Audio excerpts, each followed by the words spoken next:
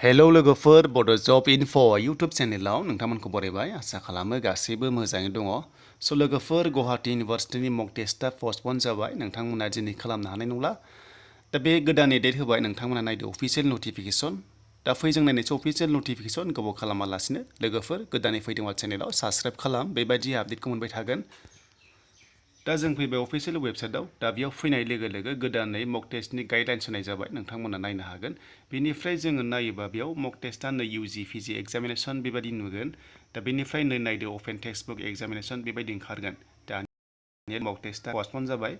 बेनो जाबाय इउजि फिफ्थ सेमिस्टारनिमोन लोगोफोर दायो जाफिनसिगोन 18 आरो 19 जुनाव लोगोफोर नोंथांमोना दायो गोदानै डेटखौ नुबाय दा बेयाव लोगोफोर सोर सोरना जागोन नोंथांमोना क्लिक हियराव थुयोब्ला दा बेयाव जों नायनो हागोन आरो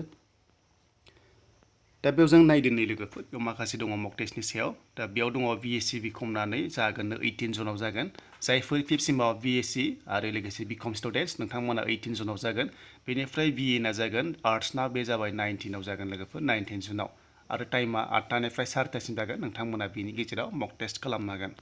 स' लोगोफोर बेनोसैमोन दिनै मक टेस्ट जानाय नंला नोंथांमोना खालामनो हानाय नंला डेटआ चेन्ज जाबाय माखासे प्रब्लेमनि थाखाय नोंथांमोना मक टेस्टखौ दिनै खालामनो हानाय नंला दायो गोदानै डेट होबाय नोंथांमोनाथ' मोनखाबाय 18 आरो 19 जुनाव